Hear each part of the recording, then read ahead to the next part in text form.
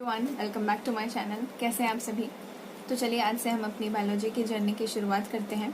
देखिए, आप स्टडीज़ को बोरिंग वे में मत लीजिए, ये बहुत इंटरेस्टिंग है अगर हम सच में इसमें इंटरेस्ट लें, है ना। बायोलॉजी बहुत इजी है और बहुत स्कोरिंग सब्जेक्ट भी है, क्योंकि यही वो चीज़ है जो आपको मेडिकल कॉलेज तक ले जाएगी। आपको फिजिक्स और केमिस्ट्री पर भी ध्यान देना है, लेकिन ये एक मेजर पोर्शन कंट्रीब्यूट करता है। आप एनसीईआरटी को अपना सब कुछ मान लीजिए, जो मानना है मान लीजिए, गीता, कुरान, बाइबल, जो भी, क्योंकि 99% चीज़ें, मैं ऐसा कहूँगी 100% चीज़ें आजकल नीट में एनसीईआरटी से ही आती हैं। ठीक है, आई नो कभी कभी इस जर्नी में उतार चढ़ाव भी होते हैं, मोटिवेशन की भी कमी होती है, सारी चीज़ें होती है। मैं भी इस फेज से गुजरी हूँ, लेकिन हमें धैर्य रखना होगा, हिम्मत रखनी होगी। वो कहते हैं ना, वो पथ क्या प्रतिकुशलता क्या, जिस पथ पर बिखरे शूल न हो, और नाविक की धैर्य परीक्षा क्या, जब धाराएं प्रतिकूल न हो। घबराइए मत, मैं आपके साथ हूँ, हम हर पल साथ चलेंगे और धीरे धीरे चीज़ों को कवर करेंगे। ठीक है, तो सबसे पहला चैप्टर है द लिविंग वर्ल्ड। तो इसका हम पहले इंट्रोडक्शन देख लेते हैं। ठीक है, तो इसमें ये कह रहे हैं कि बायोलॉजी आखिर क्या है। बायोलॉजी एक विज्ञान है जिससे हम जीवित जीवों का अध्ययन करते हैं। ठीक है, और हमारे आसपास अगर हम देखते हैं लिविंग वर्ल्ड में, तो बहुत सारी विविधताएं हैं। हमें अलग अलग तरह के प्लांट्स और एनिमल्स देखने को मिलते हैं। कितने कितने कितने सुंदर जीव हैं हमारे आसपास। तो उन सभी को हम मिलाकर डाइवर्सिटी कहते हैं, यानी विविधताएं। पुराने समय में भी इंसान ये फर्क समझ पाते थे कि कौन सी चीजें लिविंग है और कौन सी नॉन लिविंग।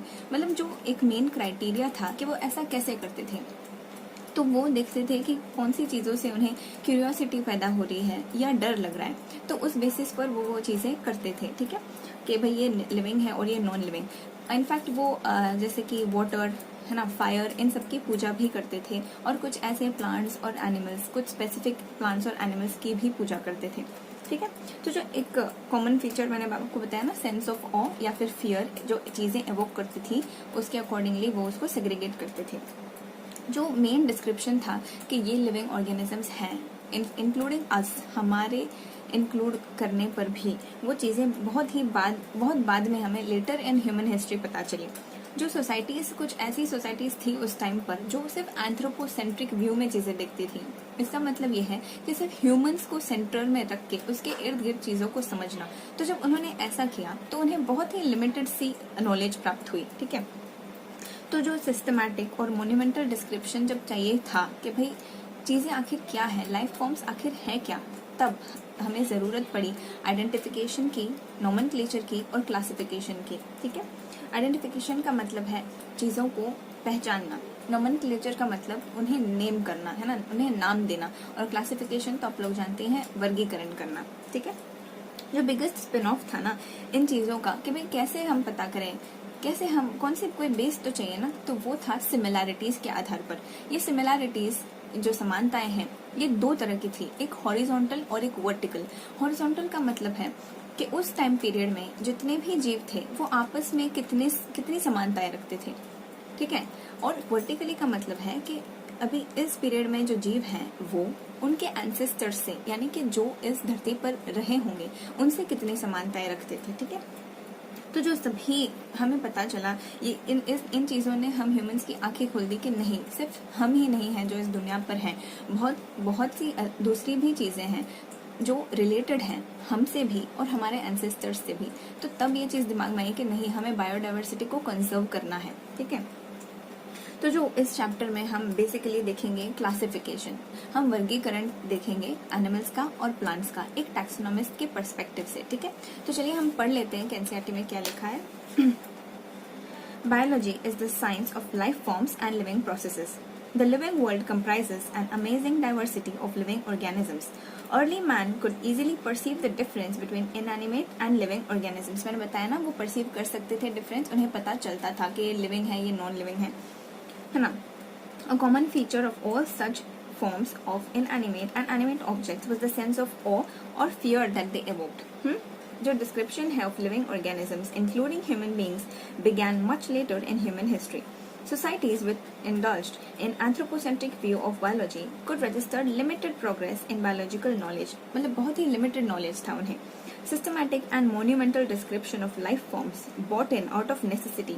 तब लगा कि भाई कुछ तो ऐसा सिस्टम चाहिए है ना, जिससे हम मतलब कर सकते हैं, जैसे हम पता कर पाएं कि क्या है आखिर लिविंग। तो ये जो डिटेल सिस्टम्स थे ना, आइडेंटिफिकेशन, नॉमेनक्लेचर और क्लासिफिकेशन, ये चीजें अस्तित्व में आई। ठीक है, तो जो बिगेस्ट स्पिन ऑफ है of such studies was the recognition of the sharing of similarities among living organisms both horizontally and vertically, that all present day living organisms are related to each other and also to other organisms. ठीक है, फिर क्या, which ever lived on the earth. Okay, was a revelation which humbled man and led to the cultural movements for conservation of biodiversity. है ना, उन्होंने conserve किया biodiversity को. In the following chapters of this unit, you will get a description including classification of animals and plants from a taxonomist perspective. ठीक है, तो हम चीजों को समझेंगे एक taxonomist के नजरिए से। अगले पेज पर उन्होंने दिया हुआ है अर्नस्ट मेयर के बारे में। ये इंपॉर्टेंट है, इस पर क्वेश्चंस बन सकते हैं। तो अर्नस्ट मेयर को हम डार्विन ऑफ 20th सेंचुरी कहते हैं। इन्होंने हमें बायोलॉजिकल कॉन्सेप्ट ऑफ स्पीशीज दिया था। बायोलॉजिकल कॉन्सेप्ट ऑफ स्पीशीज का मतलब है कि स्पीशीज आखिर क्या होती हैं। स्पीशीज एक ग्रुप ऑफ ऑर्गेनिजम्स होती हैं, ठीक है, जो ब्रीड करें, इंटर ब्रीड करें, मतलब उनके आपस में मेटिंग हो और वो ऐसी ऑफस्प्रिंग्स प्रोड्यूस करें जो फर्टाइल हो। ठीक है, ये होता है स्पीशीज का डेफिनेशन, जिसे हम बायोलॉजिकल कॉन्सेप्ट ऑफ स्पीशीज कहते हैं। तो पढ़ते हैं क्या लिखा है। Born on 5th July 1904 in Kempten, Germany, Ernst Mayr, the Harvard University evolutionary biologist who has been called the Darwin of 20th century, ये important है, इसे याद रखिएगा, was one of the 100 greatest scientists of all time. Mayr joined Harvard's Faculty of Arts and Sciences in 1953 and retired in 1975.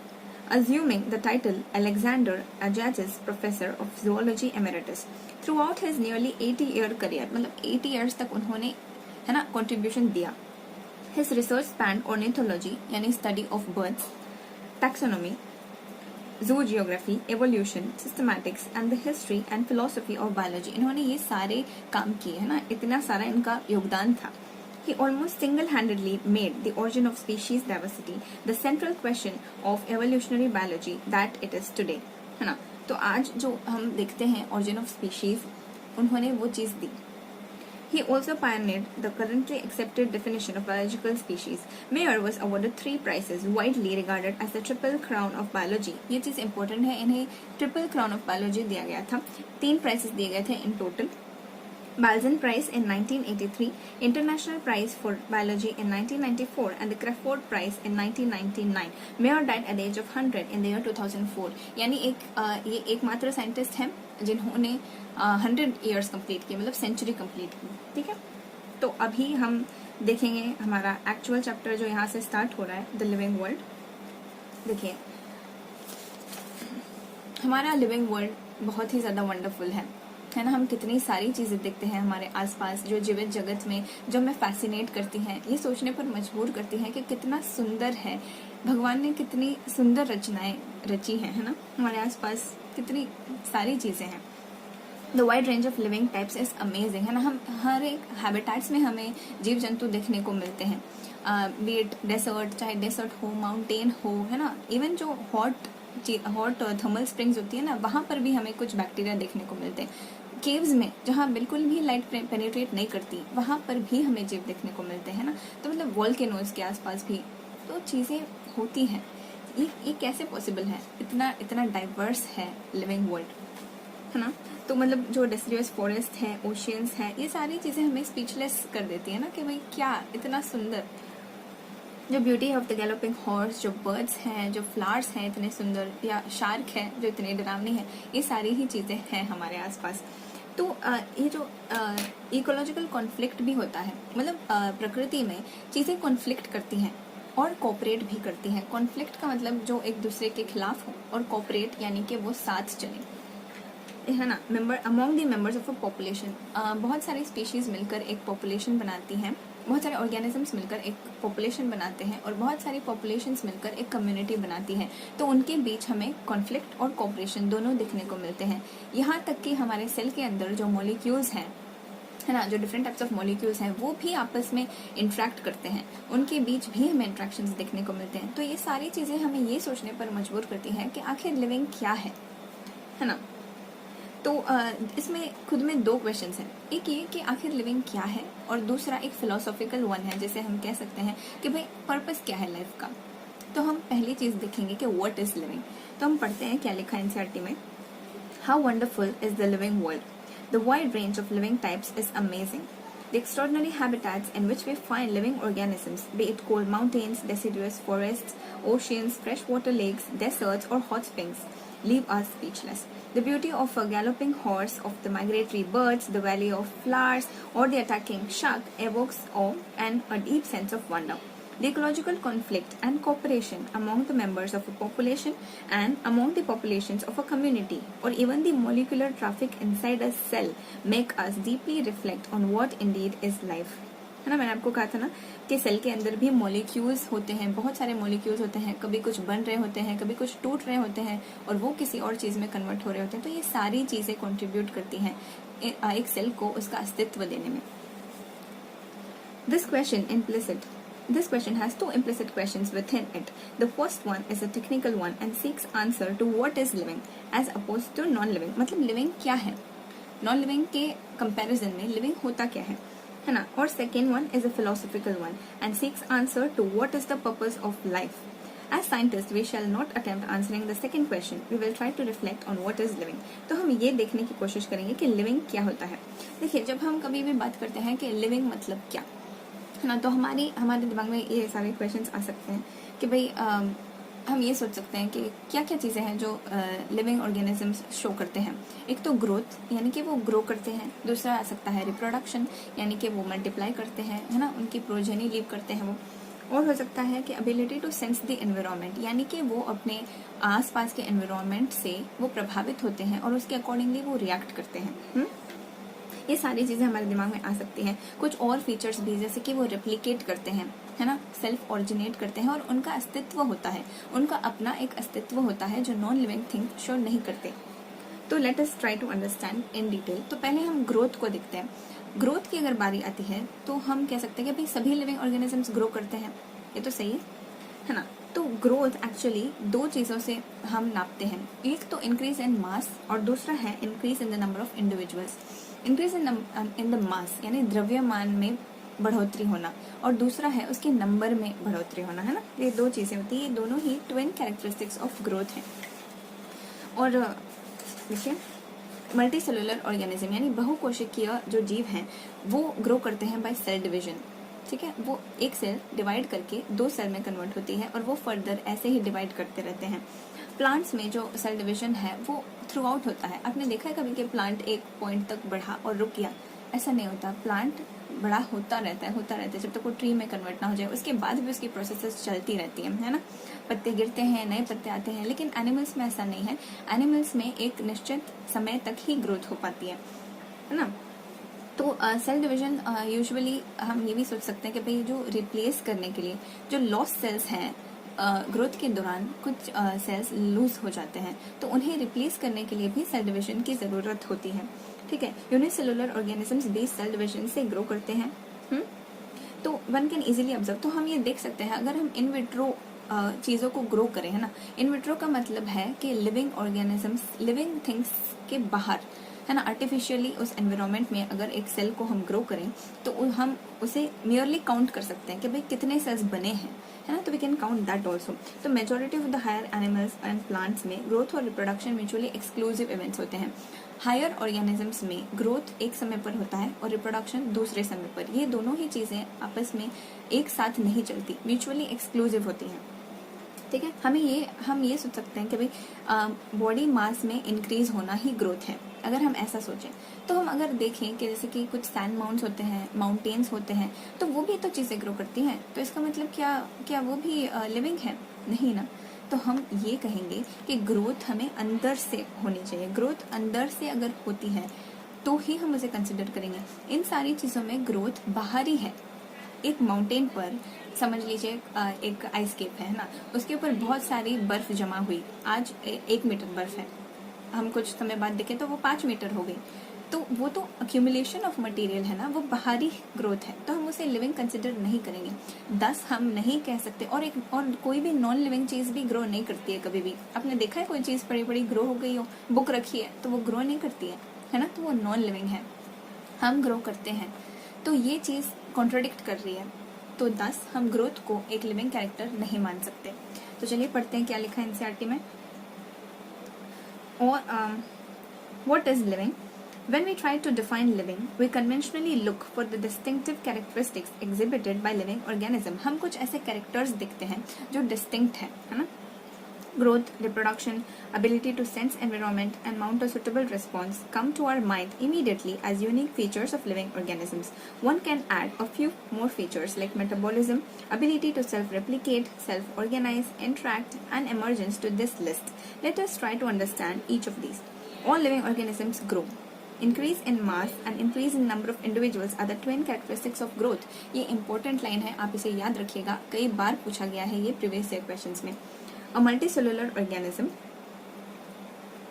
grows by cell division. In plants, this growth by cell division occurs continuously throughout their lifespan. In animals, this growth is seen only up to a certain age. एक age तक ही grow कर पाती है ना. Animals में growth एक certain age तक ही होती है, ठीक है. Cell division occurs in certain tissues to replace the lost cells. Unicellular organisms grows by cell division.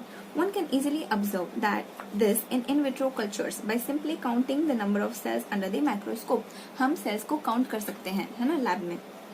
In majority of higher animals and plants, growth and reproduction are mutually exclusive events. ये भी एक important line है.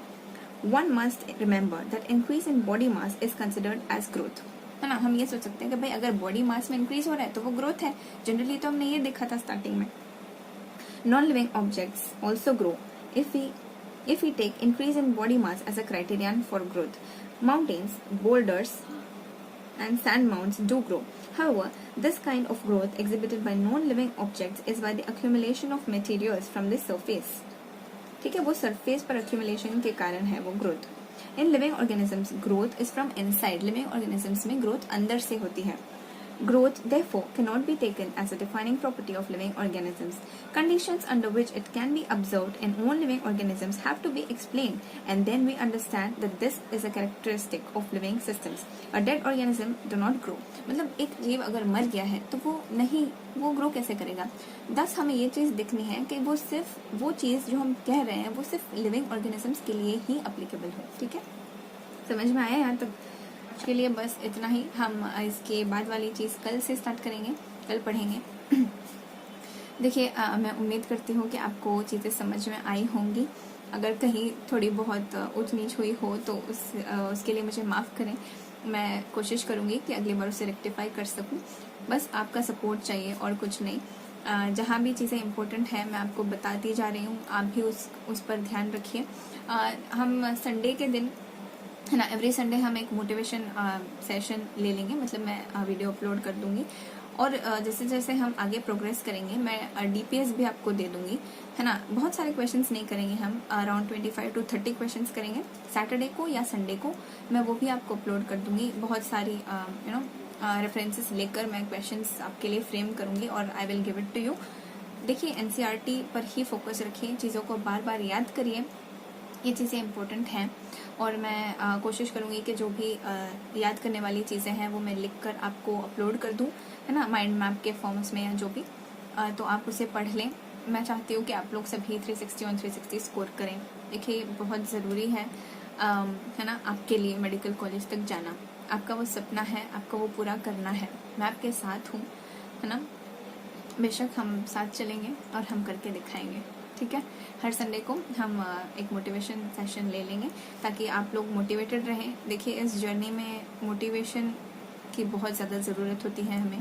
बहुत सी चीज़ें होती हैं, दिल भी कभी साथ नहीं देता, कभी माइंड फ्लक्चुएट होता है.